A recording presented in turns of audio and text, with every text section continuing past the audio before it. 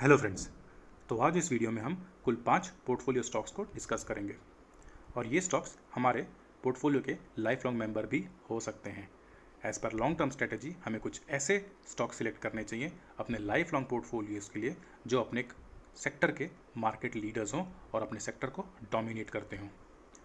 तो friends, video शुरू करने से पहले जो हमारे नए व्यूअर्स हैं और जिन्होंने अभी तक हमारा चैनल सब्सक्राइब नहीं किया है वो चैनल को सब्सक्राइब कर लें और वीडियो पसंद आए तो लाइक करें और अपने फ्रेंड्स एंड रिलेटिव्स के साथ भी शेयर करें। तो फ्रेंड्स, इन 5 स्टॉक्स में जो पहला स्टॉक है वो है रिलायंस इंडस्ट्रीज़ लिमिटेड। ये हमारे देश की सबसे बड़ी कंपनी है जिसका मार्केट कैपिटलाइजेशन 13,000 करोड़ से भी ज़्यादा का है और ये बैरियर इसने हाल ही में तोड़ा है और ऐसा करने वाली ये देश की पहली कंपनी है। तो फ्रेंड्स, अगर हम इसका कल का ओपनिंग देखें तो वो है 2058 का और जो इसने हाई बनाया था वो है 2163 का। इसका डे लो था 2057 का। और एक इंटरेस्टिंग बात अगर हम देखें तो जो इसका 252 वीक हाई था वो 2163 का था और यही इसने 2163 डे हाई भी कल बनाया था। तो यानी इसने कल ही अपने 52 वीक हाई को पाया है और इसका जो 52 वीक लो है वो 867 का है और ये इसने मार्च कोरोना रिसेशन के दौर पे ही बनाया था। तो फ्रेंड्स, इसमें बाइंग टारगेट्स क्या हो सकते हैं? तो फ्रेंड्स, जैसा कि आप देख सकते हैं ये ऑलरेडी बहुत ही हाई वैल्यूएशंस पे है। तो इस स्टॉक्स में अभी कोई भी नई एंट्री ना लें। एग्जिस्टिंग इन्वेस्टर्स इसमें होल्ड कर सकते हैं। नई एंट्रीज़ के लिए इसमें थोड़ी गिरावट को आने दें, जल्दबाजी ना करें और इस वैल्यूएशंस पे इसको नई एंट्री पे ना लें और कोई भी नया बाय ना करें। इसके जो बाइंग टारगेट्स हो सकते हैं वो तकरीबन 2000 के करीब या उससे थोड़ा नीचे 1990 या फिर 1980 पे आप इस पे नई एंट्रीज ले सकते हैं स्मॉल अमाउंट्स में। इस स्टॉक्स को आप खरीदें और फिर भूल जाएं और सालों साल इस पे एंट्री लेते रहें as a long term strategy. Long term strategy में आप 1 साल या 2 साल की बात नहीं करते हैं, हम बात कर रहे हैं तकरीबन 10 साल और 15 साल की। तो इसमें आप जब भी एंट्री लें इसको सेल ना करें क्योंकि ये बहुत ही अच्छी कंपनी है और आपको फ्यूचर में बहुत ही बढ़िया रिटर्न्स देगी। तो फ्रेंड्स, ये देश की सबसे बड़ी कंपनी क्यों है और ये जिस भी सेक्टर में घुसती है उसमें डोमिनेट कैसे करती है, ज़रा एक बार देखते हैं। तो फ्रेंड्स, अगर हम इसके सब्सिडरी कंपनीज़ को देखें तो इन सब्सिडरी कंपनीज़ में कुछ देश की चुनिंदा बहुत ही बड़ी कंपनीज़ पाई जाती हैं, जैसे कि जियो प्लेटफॉर्म्स, जिन्होंने मार्केट में घुसते ही 2019 में जब इन्होंने एंट्री की थी तो ये मोबाइल नेटवर्क में इन्होंने पूरा डिस्ट्रप्शंस ला दिए थे और ये घुसते ही मोबाइल नेटवर्क में देश की लीडर कंपनी बन चुकी है। इन्होंने मोबाइल और डिजिटल मीडिया में इंडिया की सभी कंपनीज़ पे डोमिनेट करना शुरू कर दिया है और ये मोबाइल और डिजिटल मीडिया में सबसे बड़ी कंपनी कहलाई जा रही है। ये अपने जियो पेमेंट्स बैंक के थ्रू पेमेंट बैंक सेक्टर में भी आ चुकी हैं। पेमेंट बैंक्स की कुछ पीयर कंपनीज अगर आप जानना चाहें तो वो है पेटीएम, फ़ोनपे एट्सेट्रा। ये रिटेल में भी हैं अपने रिलायंस रिटेल कंपनी के थ्रू, इसमें रिलायंस फ्रेश, जियो मार्ट ये सब आते हैं। फ्रेंड्स, अगर आप रिलायंस पेट्रोलियम के बारे में जानना चाहें तो ये इनकी सबसे बड़ी कंपनी है और सबसे ओल्डेस्ट कंपनी में भी इसका नाम लिया जा सकता है और अब से कुछ टाइम पहले ये इनकी ब्रेड एंड बटर कंपनी थी। नेटवर्क 18 ग्रुप के थ्रू ये मीडिया में भी अपना प्रेजेंस फेल्ट करा रहे हैं।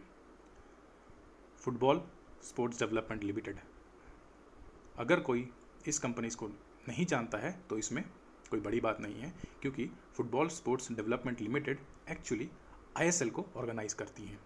तो जो इंडियन सुपर लीग है, जो फुटबॉल का आईपीएल है, उसे फुटबॉल स्पोर्ट्स डेवलपमेंट लिमिटेड के थ्रू ही रिलायंस इंडस्ट्रीज़ ऑर्गेनाइज करवाते हैं। मुंबई इंडियंस आईपीएल की एक टीम है। आलोक इंडस्ट्रीज़, इसमें इन्होंने हाल ही में एक्विजिशन किया है और ये कंपनी टेक्सटाइल, पॉलिस्टर्स इन सब में डील करती है। इस कंपनी के थ्रू ये एक बार फिर से टेक्सटाइल इंडस्ट्री में री एंट्री कर रहे हैं। इनकी पुरानी कंपनी विमल को कौन भूल पाया है।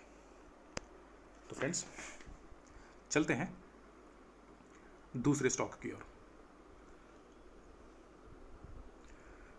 जो हमारा दूसरा स्टॉक है वो है TCS, Tata consultancy services limited. ये अपने सेक्टर की लीडिंग कंपनी और सबसे बड़ी कंपनी है IT सेक्टर की। तो फ्रेंड्स, अगर हम इसका डे हाई देखें तो वो है 2163 का, और जो डे लो है वो है 2125 का। अगर हम इसका 52 वीक हाई देखें तो वो है 2333 का, और 52 वीक लो है इसका 1506 का। तो फ्रेंड्स, बिकॉज ये IT सेक्टर का है और कोरोना वायरस सिचुएशन में दो ही सेक्टर चल रहे हैं, एक है IT सेक्टर और दूसरा है फार्मा सेक्टर। तो ये स्टॉक भी अपने थोड़े वैल्यूएशंस के ऊपर चल रहा है, तो इसमें नई एंट्री ना लें, एग्जिस्टिंग इन्वेस्टर्स होल्ड करें। इसमें बाइंग के अगर वैल्यूज़ देखे जाएं तो अगर ये स्टॉक 2000 के नीचे जाता है तो इसमें आप स्मॉल क्वांटिटीज़ में नई एंट्री ले सकते हैं। फिलहाल के लिए इस स्टॉक में नया एंट्री ना बनाएं। तो फ्रेंड्स, चलते हैं हम अपने तीसरे स्टॉक की ओर। तीसरा स्टॉक है बैंकिंग सेक्टर का दिग्गज HDFC बैंक लिमिटेड। तो अगर हम इसके डे हाई को देखें, जो कि इसने कल बनाया था, वो है 1122 का, लो था 1101 का, और एक क्लोज हुआ था 1120 में। अगर हम इसके 52 वीक हाई को देखें तो वो है 1305 का, और 52 वीक लो देखें तो वो है 738.75 का। तो फ्रेंड्स, अगर आप देखें तो ये स्टॉक भी अपने 52 वीक हाई के करीब ही है। तो इस स्टॉक में भी अगर आप न्यू एंट्रीज लेना चाहते हैं तो जब भी ये स्टॉक 1000 के नीचे जाए तो वो एक नई एंट्री के लिए बहुत ही सही टाइम रहेगा। तो फ्रेंड्स, अब चलते हैं हम अपने चौथे शेयर की ओर। चौथा शेयर है हिंदुस्तान यूनिलीवर लिमिटेड HUL, जो कि FMCG सेक्टर का दिग्गज माना जाता है। तो फ्रेंड्स, अगर इसके कल के डे हाई को देखें तो वो है 222220, और लो अगर देखा जाए तो वो है 2168। अगर हम इसके 52 वीक हाई को देखें तो वो है 2614, और 52 वीक लो जो इसका है वो है 1678 का। तो फ्रेंड्स, अगर आप इसमें देखें तो इसका जो डे क्लोज है वो है 2209 का, जो अपने 52 वीक हाई से थोड़ा लो ज़रूर है, लेकिन फिर भी इस स्टॉक में आप जल्दबाजी में कोई नई एंट्री ना लें। इस लेवल पे आप इस पर थोड़ी बहुत एंट्री ले सकते हैं, लेकिन अगर आप इसमें नया एंट्री बनाना चाहते हैं तो आप इसको थोड़ा गिरने दें। तकरीबन 2100 के अराउंड इसमें आप नई एंट्रीज ले सकते हैं। हालांकि ये स्टॉक ज़्यादा गिरता नहीं है और ये बहुत ही स्टेबल स्टॉक है, लेकिन आप इसमें 2100 में एंट्री ले सकते हैं, और इस वैल्यूएशंस में भी आप इसमें थोड़ी अमाउंट में एंट्री ले सकते हैं। एग्जिस्टिंग कस्टमर्स होल्ड करें। और अगर हम अपने आखिरी शेयर की तरफ जाएं तो ये शेयर होगा लार्सन एंड टुब्रो। ये कंस्ट्रक्शन और इंफ्रास्ट्रक्चर का एक मानी हुई और एक बहुत ही दिग्गज कंपनी है। अगर हम इसके डे हाई को देखें तो वो उसने बनाया था 914 का, और अगर लो देखें तो वो है 898 का। और फ्रेंड्स, इसमें एक जो इंटरेस्टिंग बात है, अगर हम इसके 52 वीक हाई को देखें तो वो उसने बनाया था 1551 का, और जिसका लो है वो है 661 का। तो ये अपने लो से बहुत ज़्यादा ऊपर नहीं है।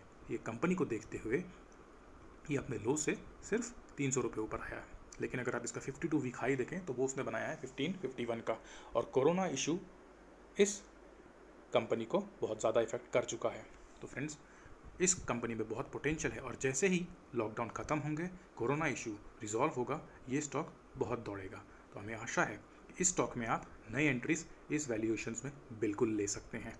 एग्जिस्टिंग कस्टमर्स होल्ड करें, पैनिक ना करें। ये स्टॉक गिरा है, लेकिन ये स्टॉक जब दौड़ेगा तो बहुत दौड़ेगा। इस वैल्यूएशंस में 904 में भी आप इसमें नई एंट्रीज ले सकते हैं स्मॉल क्वांटिटीज़ में। फ्रेंड्स, तो ये जो हमने 5 स्टॉक डिस्कस किए थे, ये पांचों की 5 स्टॉक्स अपने सेक्टर के बहुत ही डोमिनेंट प्लेयर हैं और मेजॉरिटीज़ कंपनीज को डोमिनेट करते हैं और अपने सेक्टर्स के मार्केट लीडर्स हैं। तो फ्रेंड्स, आपको ये वीडियो कैसा लगा हमें कमेंट करके ज़रूर बताएं। नेक्स्ट वीडियो आप किस टॉपिक पे या किस स्टॉक पे देखना चाहते हैं वो भी कमेंट करके ज़रूर बताएं। हम उस पर वीडियो बनाने की पूरी कोशिश करेंगे। तो फ्रेंड्स, आज के लिए इतना ही। थैंक यू, धन्यवाद, जय हिंद।